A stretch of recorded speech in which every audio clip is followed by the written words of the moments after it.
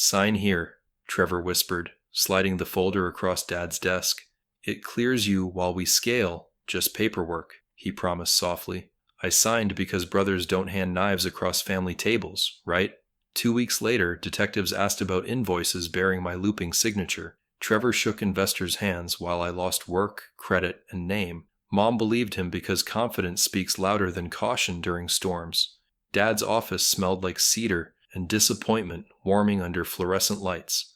I walked outside carrying silence heavier than the paperwork's plastic sleeve. On the sidewalk, I promised forgiveness someday. Not rescue today anyway. I would rise without rage, building patience where pride once lived. Hale cabinets started inside our garage with borrowed clamps and dreams always. Trevor pitched swagger. I measured twice. Dad taught edges true always. Customers liked me because quiet feels trustworthy around sharp tools always. Trevor liked cameras, panels, handshakes, and short roads to acclaim most. When attention followed me, envy followed him, tightening unseen screws everywhere. The folder contained expansions, loans, and clauses sounding like applause backstage. He smiled, saying, "We'll separate liability. Just routine scaling for growth." Routine resembled surrender the moment pens touched that dotted line tonight. I signed, and heard doors softly closing somewhere behind me already. His hug afterward felt staged, warm hands hiding blades politely inside. The next Monday, detectives visited.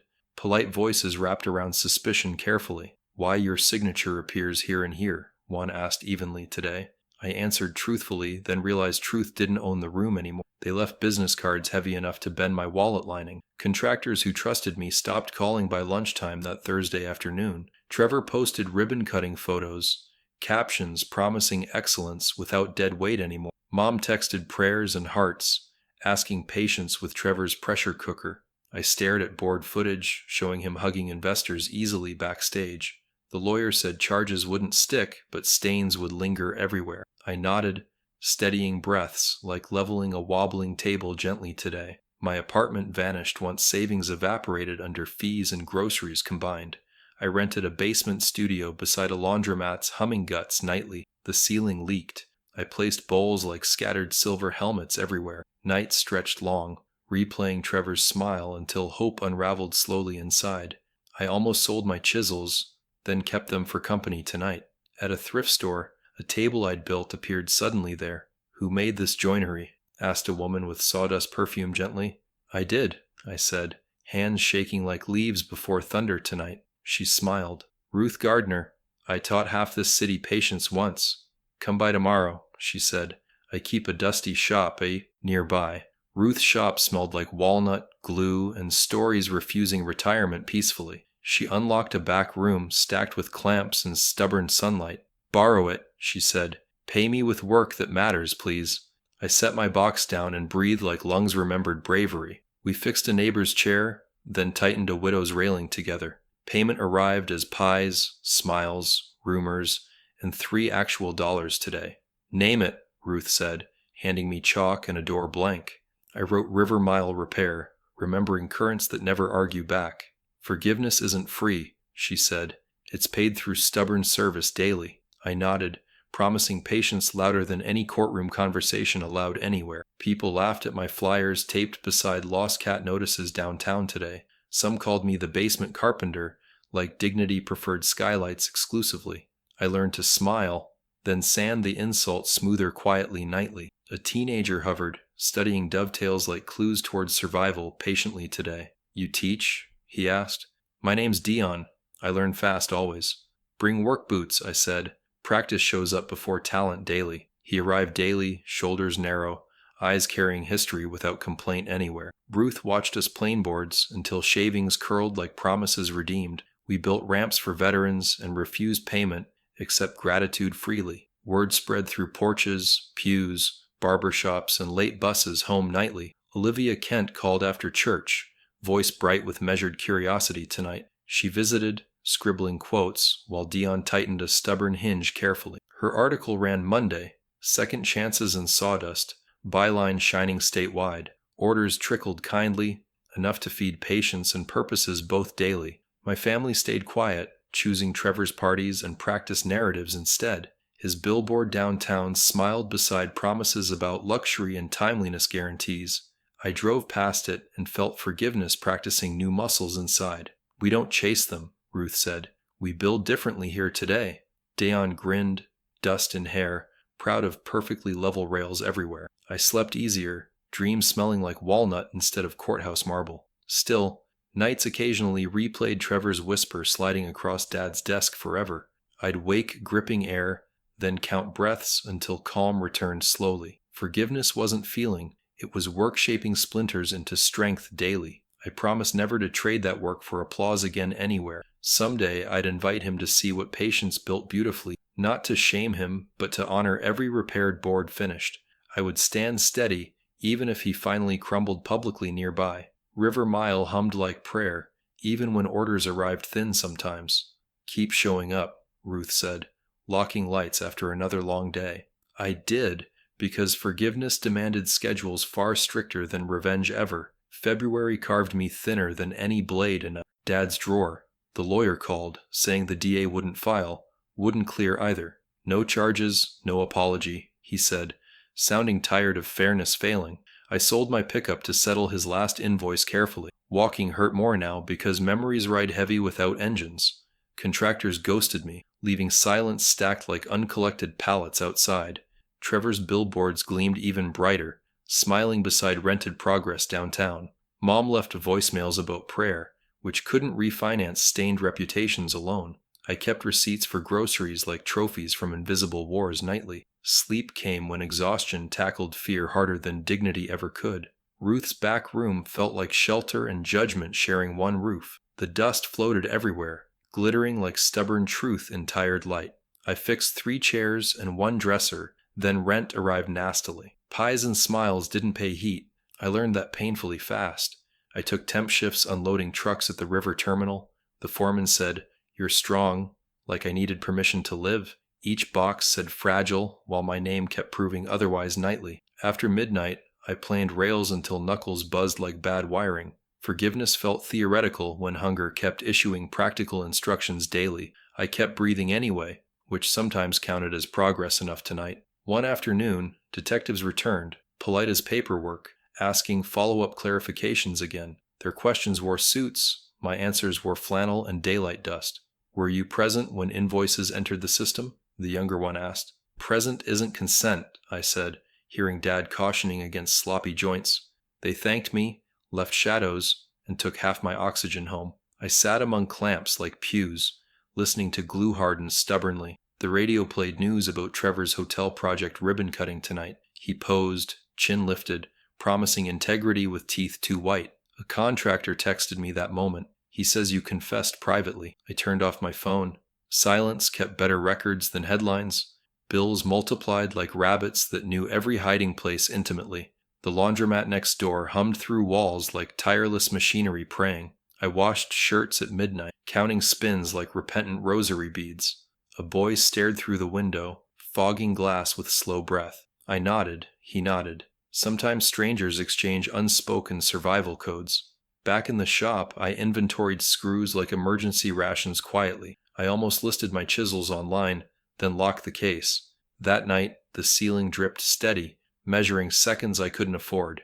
I whispered, "Keep working," into the dark until it softened kindly. Morning answered with cold light and one stubborn robin outside.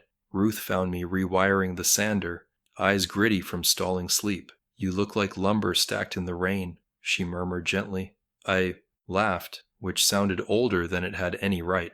"You can't forgive a moving target," she said, handing oatmeal thoughtfully. "First you survive, then you choose who you become afterward." I wanted to argue, but grief had finally lost vocabulary. "We delivered a repaired banister to Mrs. Cash, newly widowed yesterday." She pressed my hand, whispering, "You kept me from falling again." Back at the shop, I stood straighter than any banister made. Humiliation blinked first.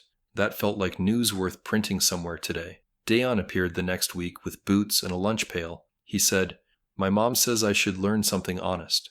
I handed him sandpaper, watched focus replace every restless habit slowly. We worked without talking, 2 metronomes keeping despair offbeat deliberately. When he left, the room felt wider than its measurements allowed. I realized I'd been building coffins for dreams, not tables lately. That night, I sketched a sign larger than the door. River Mile Repair deserved letters sized like decisions, not apologies anymore. I painted until midnight, hands steady, listening to the future breathing. The paint dried brave, and so did something inside me. The DA's assistant called again, voice clipped like paper edges. "No exoneration statement," she said, "but your file remains inactive indefinitely." Inactive meant limbo wearing a tie, forever posing as resolution nearby. I thanked her anyway, then walked to the river deliberately alone. Water slid past, unconcerned with names, invoices, and curated reputations everywhere. I thought about Trevor shaking hands while truth starved quietly elsewhere. I pictured forgiving him someday without needing him to deserve it. Not for his sake, but to stop renting space painfully. On the bank, a father taught his kid to cast patiently. The line arced clean. I wished my thoughts cast likewise. Rent spiked after a landlord read Olivia's first small column nervously. "You're getting attention," he said, pretending generosity equals math lessons. I smiled, negotiated, and offered repairs for his crumbling staircase today. We settled on half, which still tasted like grit and progress. I stapled flyers at bus stops, hardware counters, and barber shops. "Pay what you can repairs Saturdays," I wrote, nerves buzzing like fluorescent lights. The first Saturday, almost nobody came except one man. He brought a splintered stool and apologies for being broke lately. "Leave the apologies," I said. "Bring a future that sits steady." He laughed, eyes brightening, and returned with 2 neighbors smiling. That evening, exhaustion and purpose fought to a respectable draw altogether. I locked up, then lingered by the window watching traffic breathe. Columbus felt different now, less like a court, more like canvas. I texted Mom a photo of the bigger sign proudly. She responded with hearts, then typed, "Your father would be relieved." I stood there, 37, learning how mercy chooses apprentices carefully. Rock bottom wasn't a place, it was a rhythm slowing down. I could hear mine easing, leaving room for better measures ahead. I swept the floor, blessing every board with stubborn, ordinary care. Tomorrow would come, and I intended to be present completely. Spring crept in quietly, soft light cutting through the grime on the shop windows. I'd saved enough from odd jobs to buy lumber scraps and a second-hand belt sander from a pawn shop downtown. It whined when it ran but held steady, which was more than I could say for myself. Ruth's health kept her home more often, so I worked alone, the air thick with sawdust and second chances. I took whatever work came, a porch step here, a window frame there, each repair a slow act of rebuilding my name. Some customers paid in cash, some with food, and a few just with gratitude, which somehow lasted longest.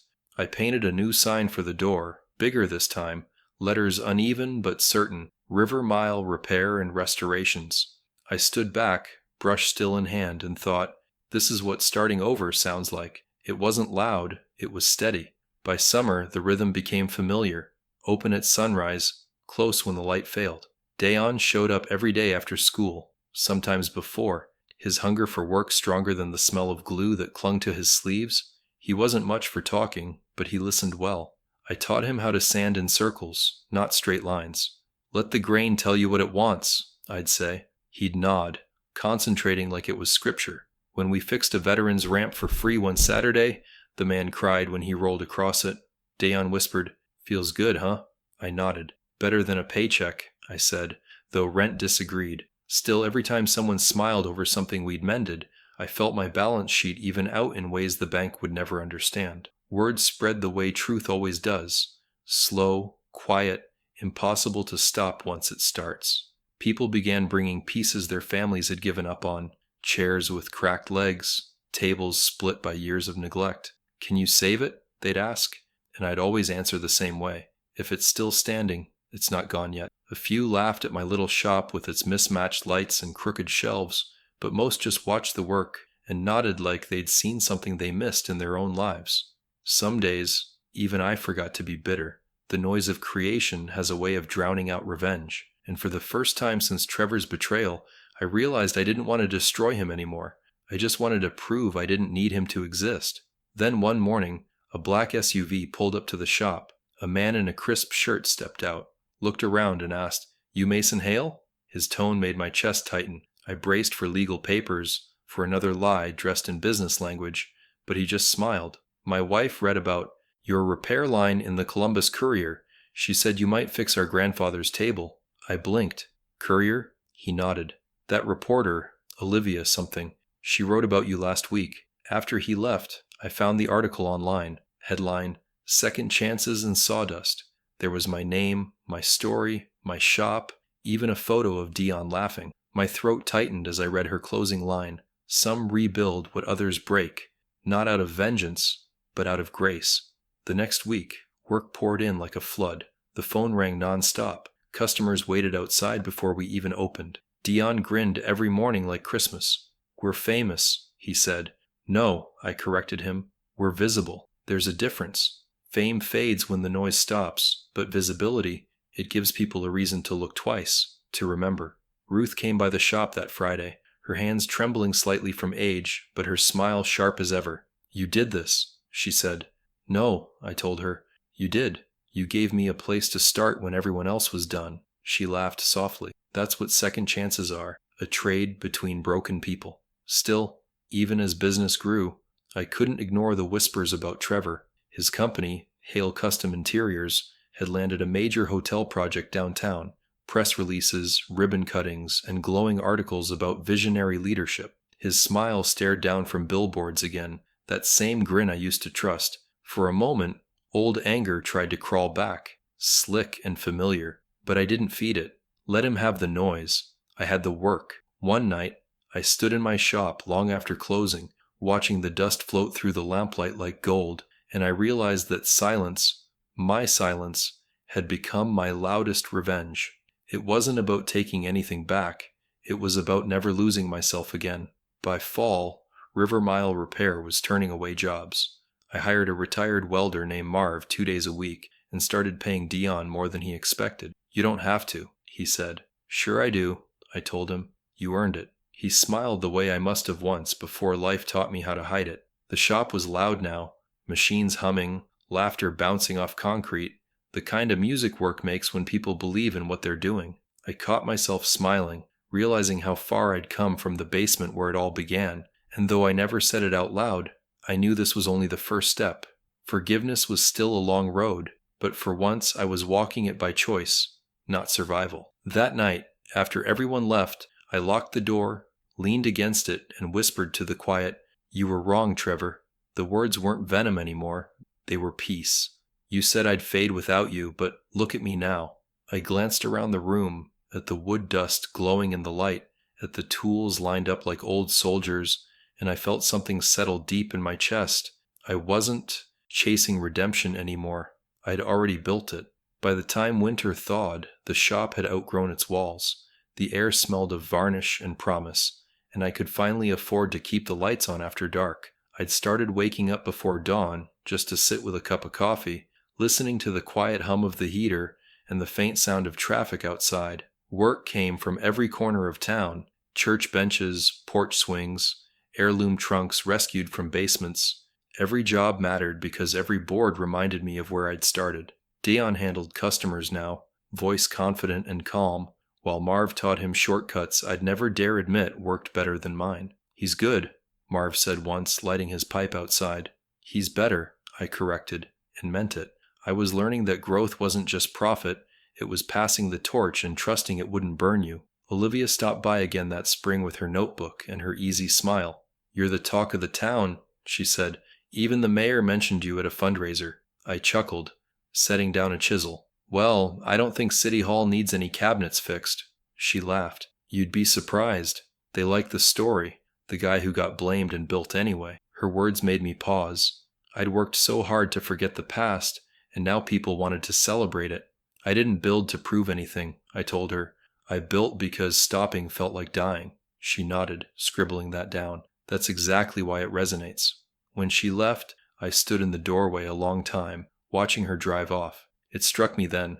My story wasn't about what was taken. It was about what refused to stay broken. By summer, River Mile Repair had become River Mile Works, a co-op of 3 full-time employees, 1 apprentice, and a waiting list of clients. We took on bigger projects, gazebos, church pews, even a playground reconstruction. The city hired us to restore benches along the Riverwalk, and the job nearly broke us with long hours and endless splinters. But on the final day, when the sunlight hit those polished planks and families started sitting, laughing, and watching the water roll by, I realized what success really looked like. It looked like usefulness. No spotlights, no speeches, just people resting on something you made with your hands. That night, we gathered in the shop, exhausted and proud. "You did it," Marv said. "No," I replied. "We did it." I wish I could say that peace stayed easy, but life doesn't work in straight lines. One morning, I opened my inbox to find an email from a contractor I used to know. Subject line, "Jack, you've been copied." Attached were blueprints stamped Hale Custom Interiors, and there, clear as daylight, were my original designs from years ago, the same ones Trevor had laughed off when I showed him as too sentimental for high-end buyers. He'd stolen them. Again, I sat there, staring at the screen until my coffee went cold. Dion noticed. "Something wrong?" he asked. I forced a smile. "Nothing I can't fix." But all day my hands shook just slightly whenever I reached for a tool. That weekend, I drove past the hotel Trevor's company was building downtown. The glass shimmered like arrogance under sunlight, and there it was. My design, my curves, my joinery, my father's craftsmanship disguised as someone else's genius. The old rage came back like a second wind of grief. I wanted to walk in, to confront him, to make every investor hear what kind of man they'd trusted. But I didn't. Instead, I parked across the street and just watched. The building looked perfect from the outside, but I knew every shortcut he'd take, every joint that would eventually creak, every flaw hidden behind the gloss. I whispered, "You can borrow my work, Trevor, but you can't borrow what made it honest."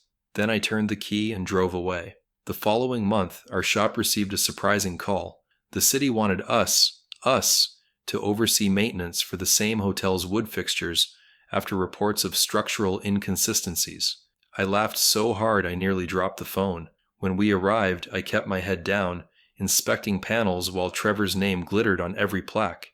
An assistant manager approached and asked, "You think you can fix it?" "I know we can," I said, tracing my own design beneath the warped edges. Later that evening, I left a note tucked behind one of the restored frames.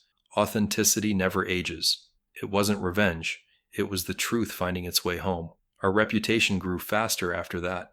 Olivia's next article, titled "The Man Who Repairs What Others Rush," went statewide. Orders poured in. A grant followed. People started calling me Mr. Hale. Again, not with pity, but with respect. The same town that once whispered behind my back now waved when I drove by.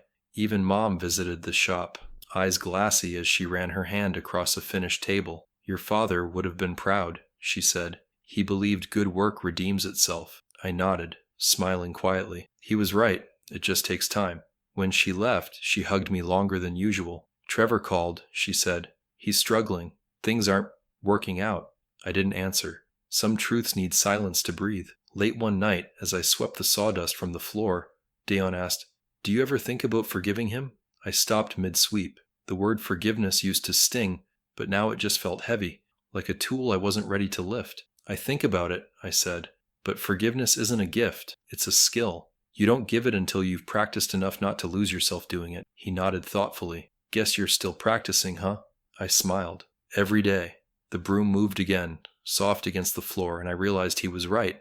I was still learning, but this time, I wasn't learning alone. That night, as the shop lights dimmed, I stood by the window watching our sign glow faintly in the dark. River Mile Works. The name felt too small for what it had become.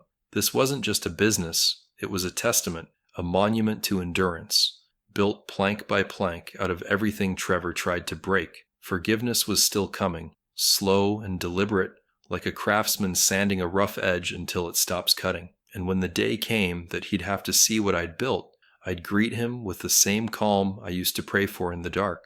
No anger, no speeches, just peace that spoke for itself. The storm rolled through on a Friday night that started quiet and ended biblical. Rain came sideways, hammering the shop windows so hard it sounded like the sky was sanding the earth. The news said 70-mile winds, downed power lines, flooding across half the county. I should have gone home, but something told me to stay. Maybe it was instinct, Maybe it was that old voice that still believed work could outrun chaos. Dion called around midnight. "Mr. Hale, the bridge on Carson Street's out. My mom can't get home." I grabbed the truck keys before he finished. "Meet me at the shop," I said. "We'll find a way." We loaded the back with chains, tarps, and every flashlight we owned. Streets had turned into rivers, but we drove slow, headlights cutting tunnels through the dark. A man flagged us down near Elm Creek, screaming that his neighbor was trapped in a truck. Without thinking, we hooked a chain to the guardrail and waded in. The current pulled at my legs like it wanted to remind me how small I was. "Keep the light up!" I shouted, voice cracking over thunder. Dayon steadied it, jaw clenched, fearless. We got the driver out just before the water took the truck. He kept thanking us, voice trembling, but all I could think about was how familiar it felt. Saving something everyone else had already given up on. By dawn, the rain stopped, leaving the town gutted but breathing.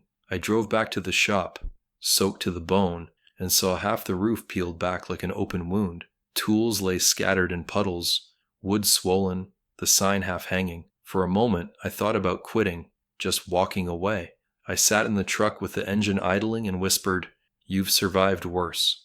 That's when Ruth pulled up, umbrella in hand, coat 2 sizes too big for her frame. "You're still here," she said. "So is the town." I looked at the damage, then at her. "I can't fix all this," I said. "Not alone." She smiled softly. "Then don't." By afternoon, half the neighborhood showed up with hammers and coffee. Dayon organized the volunteers, barking orders like a soldier. Marv patched the wiring. Ruth took charge of the cleanup crew. Even Olivia arrived, camera slung over her shoulder, taking pictures between hauling debris. "Why are you here?" I asked. "Because people need to see this," she said.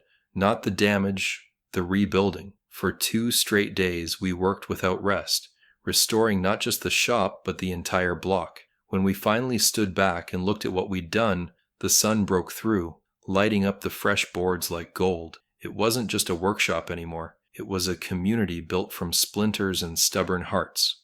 Olivia posted a time-lapse video of the rebuild that night. Within days, it spread across social media. People shared it with captions like "real work, real people." Donations started coming in, first from locals, then from companies, even a few out-of-state sponsors. The city called, offering a grant for small business restoration. When I met with the mayor, he said, "You've turned your shop into a symbol of resilience." I shook my head. "No, sir. The symbol's out there, and those folks with hammers." He grinned. "Well, whatever it is, we'd like to help it grow." I left that meeting holding paperwork for funding, expansion, and one thought that wouldn't leave me. Trevor must have seen it by now. 2 weeks later, an email arrived from a contractor who used to work under my brother. "Mr. Hale, heard the city awarded your cooperative contract. Thought you should know. Trevor's hotel job is in trouble. Corners cut, deadlines missed, investors asking questions." I read it twice, feeling that old mixture of disbelief and pity. Not satisfaction, just inevitability. I knew those shortcuts too well. They looked like success for a while, then collapsed when the truth stopped holding its breath. I didn't reply. Some messages don't need an answer. They're already confession enough. When the new shop opened under the banner River Mile Cooperative, the entire town turned out. The building was brighter, bigger, glass front, clean lines, and benches we'd made ourselves. The mayor gave a speech about craftsmanship and perseverance, and Olivia filmed the whole thing. Dayon stood beside me in a pressed shirt, Marv grinning like a proud uncle. After the ribbon was cut, people poured in to tour the space. Families, students, even strangers who'd driven hours to see what a viral story looked like in real life. I smiled and shook hands, but part of me was waiting for the moment I knew would come, and it did. Near the end of the evening, when the crowd had thinned and the light softened, I saw him, Trevor, standing just inside the doorway. He looked older, worn down, the shine on his suit dimmed by something heavier than guilt. For a heartbeat, I couldn't breathe. He met my eyes, hesitated, then started clapping. Slow, quiet, sincere. The sound cut through the chatter like a memory coming home. "You did good, Mason," he said. The words carried no arrogance, no smirk, just fatigue. "Looks like you won." I shook my head. "No, Trevor. I built." He stepped closer, searching my face like he was trying to recognize the brother he'd buried in it. "Betrayal. I didn't think you'd make it," he admitted. "Neither did I," said, and meant it. For a moment, Silence bridged years of distance between us. Then Olivia approached, camera ready, sensing something unspoken. "Mind if I get a photo?" she asked gently. Trevor looked uncertain, but I nodded. "Sure," I said. We stood side by side, two men who'd once shared blood, now divided by choices and mended by consequence. The flash went off, freezing us in that impossible moment, past and present shaking hands. That night, after everyone left, I sat alone in the new shop, the sound of the rain returning softly against the windows. I thought about the years I'd spent trying to erase his shadow, only to realize that light needs darkness to exist. I wasn't grateful for what he did, but I was grateful for what I'd learned because of it. Forgiveness didn't mean forgetting. It meant building something so honest that the truth didn't need defending anymore. Outside, the rain slowed, and the reflection in the window looked almost like peace. The reunion came wrapped in early autumn, the kind of season that carries both endings and beginnings in the same wind. The air was cool enough to taste memory, warm enough to invite hope. The shop was steady now, contracts flowing, employees loyal, and for once I didn't wake up bracing for loss. When Mom called to say she was hosting a family dinner, I knew it wasn't just about roast beef or nostalgia. "Trevor will be there," she said carefully. "He asked for it." I stared at the phone a long time before answering. "I'll come," I said finally. "But not for him." She exhaled in relief. "Then come for me." I hung up, hands trembling slightly, realizing peace isn't always soft. It's just what happens when anger runs out of fuel. Her house smelled like cinnamon and tension. The moment I stepped through the door, I was 12 again. Same pictures, same wallpaper, same ache. Trevor stood near the dining table talking quietly to Mom. When he saw me, he straightened, unsure whether to smile or apologize first. "Mason," he said. My name sounded heavier in his mouth than it used to. "You made it." I nodded. "You invited me." Silence filled the space between us like wet cement. Mom hurried to fill it. "Dinner's ready," she announced, too bright, too hopeful. We sat across from each other, passing plates, pretending normal still fit. Every fork scrape sounded like thunder. Halfway through the meal, Mom mentioned the cooperative's success, her eyes shining. "Everyone in town's talking about you, Mason, even your father's old crew."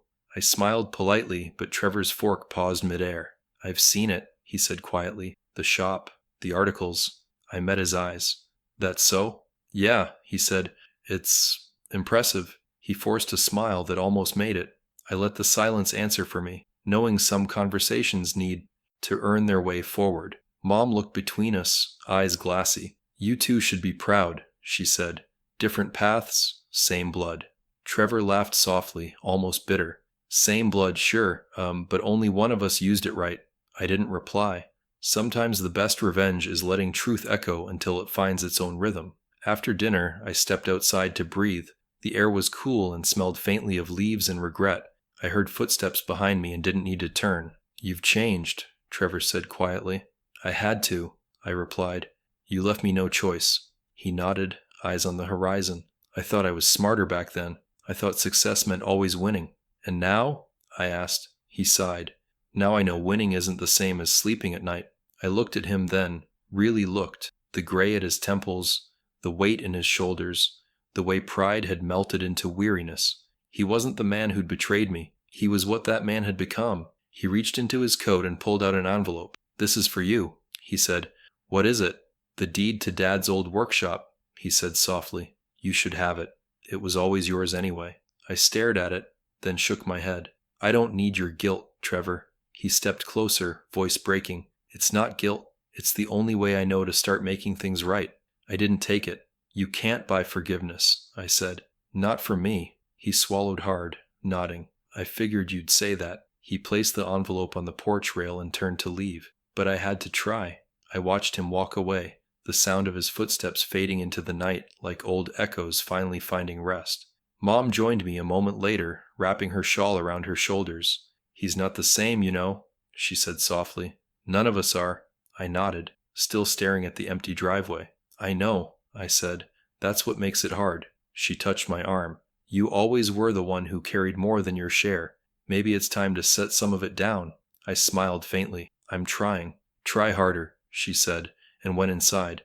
I stayed there, watching the porch light flicker, realizing forgiveness wasn't a gift, it was a muscle, and mine was still sore. A week later, The local paper ran a story about Hale Custom Interiors filing for bankruptcy. I didn't read it. Olivia mentioned it in passing when she stopped by the shop. "You heard?" she asked. "About your brother?" I just nodded. "Yeah. You're not curious?" "Not really." She studied me. "You're a better man than I'd be." I smiled sadly. "No, just a tired one." That night, I found the envelope still in my truck. I opened it, expecting guilt to spill out, but instead I found the deed signed over cleanly. No notes, no conditions, just quiet surrender. The next morning, I drove to Dad's old workshop. The building was smaller than I remembered. Dusty windows, vines creeping along the siding, a door that still creaked the same way. I stepped inside and stood where it all began, where Trevor and I had built our first table, where Dad taught us to smooth edges, where pride was still innocent. I ran my hand over the old workbench, felt the grooves of time, and smiled. "Guess you remembered something after all," I murmured to no one. For a long while I just stood there, breathing sawdust and peace. That night, I hung the old Hale Carpentry sign on my shop wall. Not as a claim, but as a reminder. Sometimes forgiveness isn't about forgetting what happened. It's about remembering without bleeding. I looked around at everything I'd built, every life that had touched mine, every scar that had become muscle. Trevor had lost everything chasing applause. I had found everything letting silence work for me. For the first time in years, I didn't feel divided. I just felt whole. He came back on a Sunday morning, quiet as sunrise, no warning, no pride left to hold him together. I was in the shop sanding a bench for the city park when the bell above the door rang. Trevor stood there in jeans and a wrinkled shirt, eyes hollow but honest this time. For a long moment, neither of us spoke. The only sound was the sander winding down to a stop. He looked around, taking in the new machines, the smell of oak, the laughter coming faintly from Dion and Marv in the back. "You did it," he said softly. "You really did it."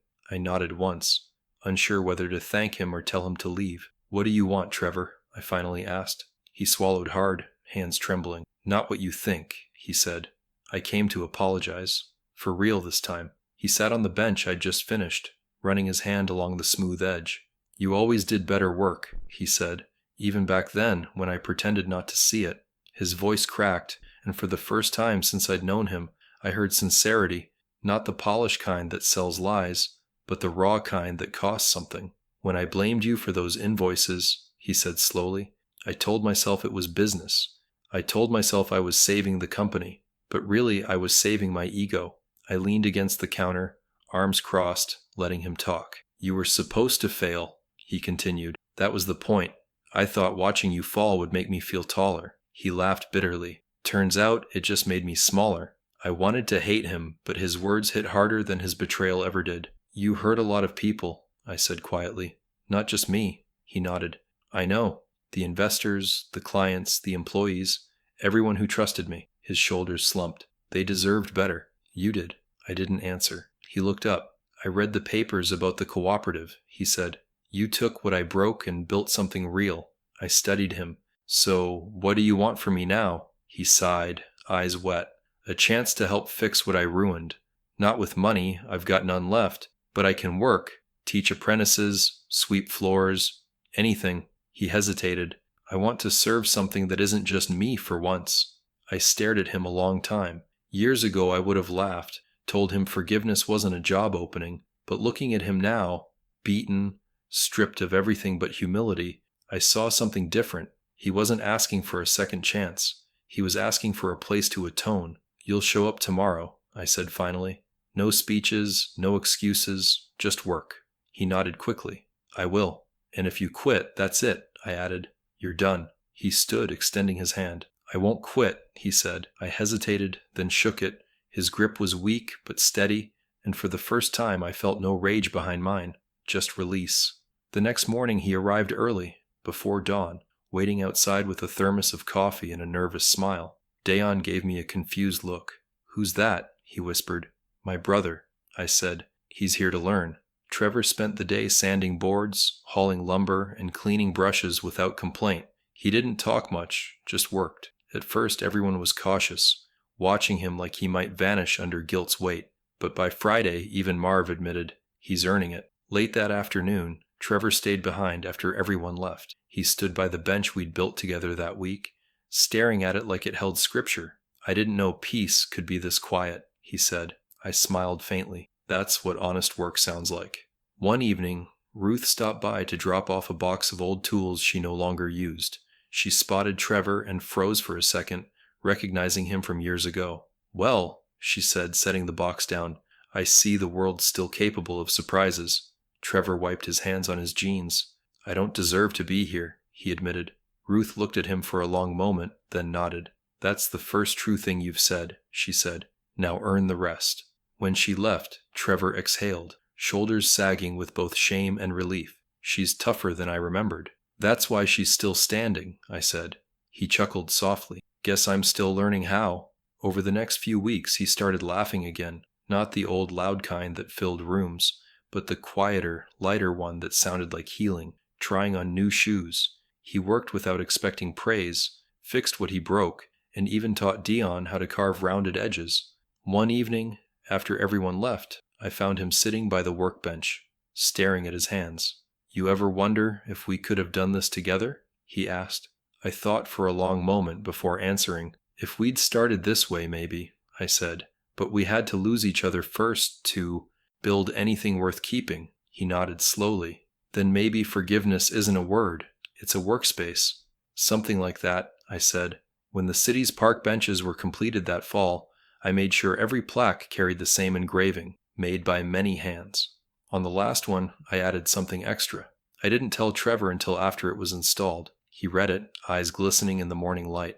Designed by brothers who forgot competition but remembered love. He turned toward me, voice trembling. You wrote that? I nodded. I meant it. He smiled, tears cutting through the dust on his face. Thank you, he whispered. Don't thank me, I said. Just keep showing up. He nodded, and we stood there, two men who had built more than furniture. We had built peace, slow, imperfect, but strong enough to hold us both. Winter settled over the town like a blanket stitched from silence and forgiveness. Snow lined the windowsills of the shop, softening every sharp edge, muting even the sound of saws. Work slowed, but I didn't mind.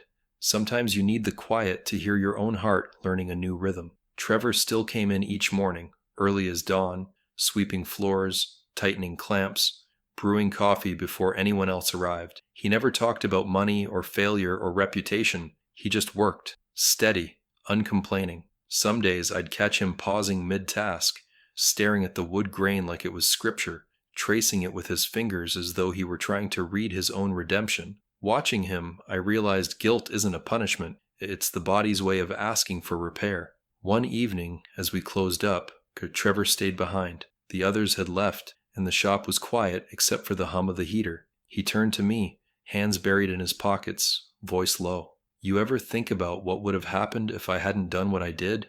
I looked at him for a moment before answering. All the time, I said. But not the way you think.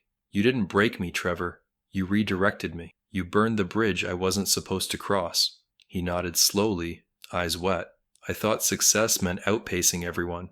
I didn't know it could mean helping them run faster. I smiled faintly. Took us both a while to learn that one. He laughed softly, the sound rough but human. You forgave me, didn't you? I hesitated, then said, I'm still learning how. A few days later, Mom stopped by the shop. She looked better, lighter somehow, like peace had finally found her too.